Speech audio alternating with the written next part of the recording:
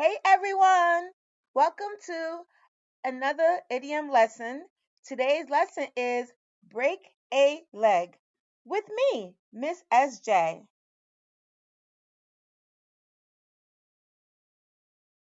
Before we start talking about idioms, please don't forget to like and subscribe at Teacher Corner for you with me, Miss SJ, for more videos. What are idioms? Idioms are phrases or expressions that have a meaning different from the actual words used. What does this mean? An idiom is a phrase that means something different than what it says. As a reminder, today's idiom is break a leg.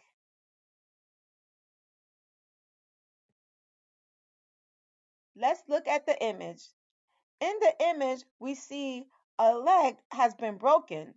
As a result of the leg being broken, the person now needs a crutch to be able to assist with walking. Break a leg is a way to say good luck. People say it before a performance, like a play, dance, or a speech. It sounds like you're telling someone to get hurt, but you aren't. Instead, you are really wishing that person to do well. You really don't want the person to break their leg, like the picture. Example sentence. Before Maya went on stage for the talent show, her friend said, break a leg. Now it's time to give you some example sentences by levels for your multilingual learners. Beginner level example. You're going to do great in your school play. Break a leg. Intermediate level example. Before my brother sang on stage, I told him to break a leg. He did an amazing job. Advanced level example. Although unfamiliar with dramatic expressions, Elena smiled politely when her director told her to break a leg before the audition.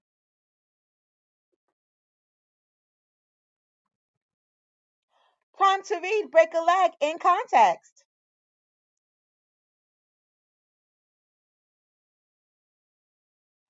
In this image, we have a teacher, and the teacher is about to give a hand clap. The hand clap is going to be given to Jamie. It is Jamie's big performance.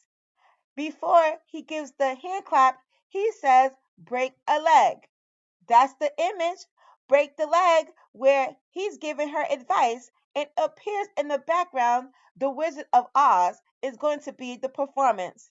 Now let's go into the details of what happened behind the scenes of Jamie's big performance. Now I'm going to read the story about Jamie's big performance. Then it's going to be your turn to read. Jamie had been practicing for weeks. Every evening after school, she stood in front of her bedroom mirror, rehearsing her lines and perfecting her facial expressions. Her school play, The Wizard of Oz, was just days away. Jamie was playing the lead role of Dorothy. On the day of the performance, Jamie felt nervous butterflies fluttering in her stomach. As she peeked out from behind the curtain, she saw the crowd filling the auditorium. Her palms were sweaty and she whispered, what if I forget my lines? Her drama teacher, Mr. Lewis, walked over and smiled warmly. You got this, Jamie. Just remember everything you've practiced and break a leg. Jamie looked confused. Wait, you want me to get hurt? Mr. Lewis chuckled. No, no, break a leg is an old theater saying.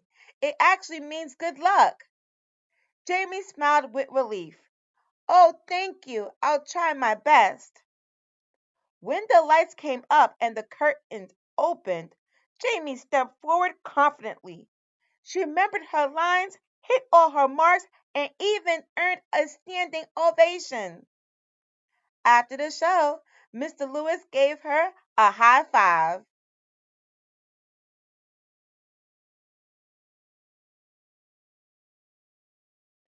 Now it's your turn to read.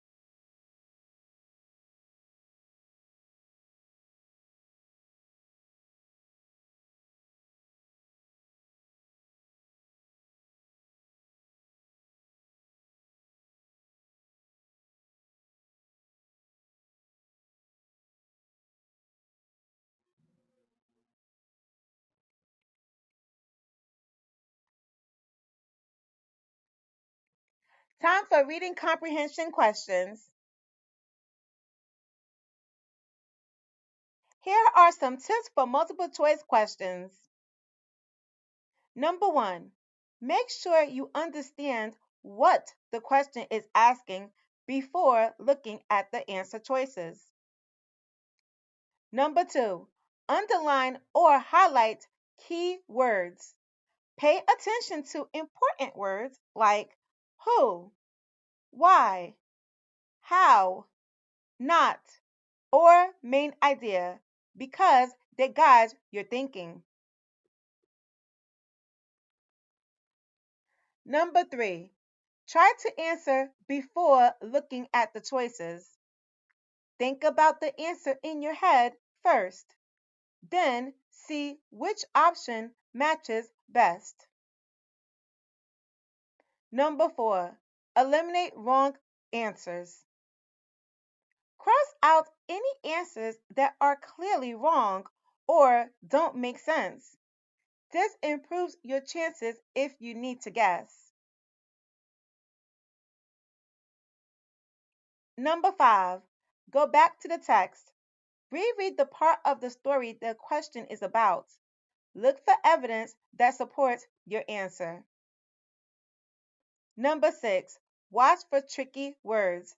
Be careful with answer choices that say always, never, or only. These are often too extreme to be right. Number seven, double check your answer. After you choose, ask yourself, does this really make sense with what the story said?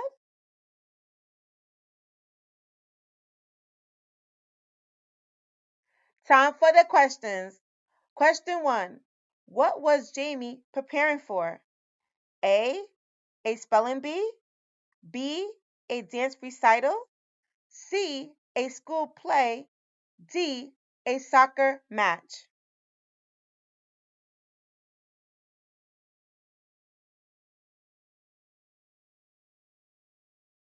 If you answered C, a school play, you are correct. Time for question number two. Why was Jamie nervous before the performance? A, she lost her costume. B, she didn't know her lines. C, she was afraid of falling. D, she was worried about performing in front of an audience.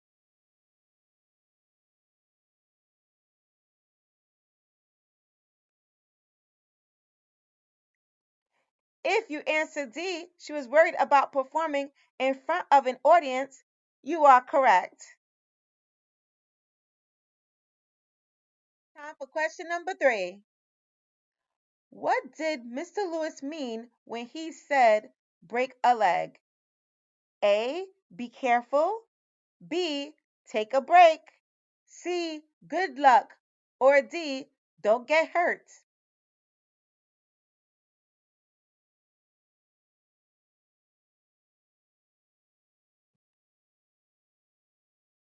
If you pick C, good luck, you are correct.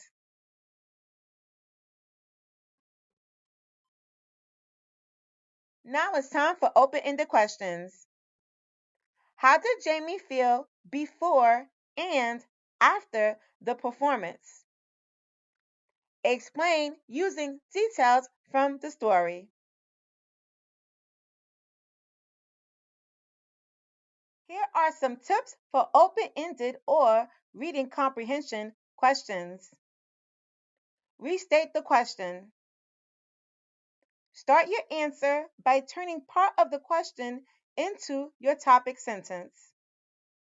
Example question: why was Jamie nervous before the play?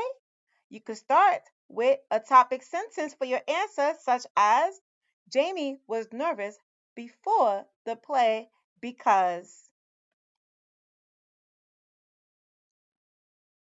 Answer in complete sentences. Make sure your response is clear and complete. A full sentence helps show your thinking.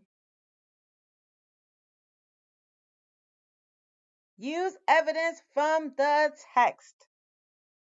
Support your answer with details or examples from the story. Look for what characters say, do, or feel.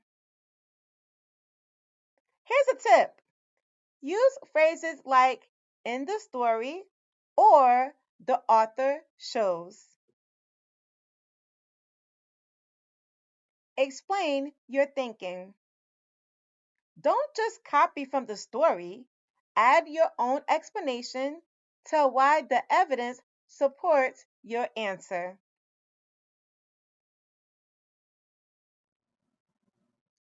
Use vocabulary from the text. Use words or phrases from the story shows that you understand it. Here's an example. Mention idioms like break a leg if they're part of the question.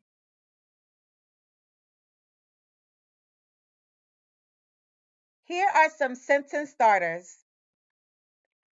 Number one, I think this because. Number two, according to the text. Number three, this shows that. Number four, the character felt this way because. Vocabulary tips for you. Number one, look for context clues. Pay attention to the words around the unfamiliar word. They can give hints about its meaning. Number two, break the word down. Look for prefixes, suffixes, or root words to help figure out the meaning. Example: uncomfortable equals not plus comfortable to give you the not feeling comfortable explanation. We have reached the end of our lesson. Thanks for watching. See you next time. Please don't forget to like and subscribe at Teacher Corner for you with Miss SJ.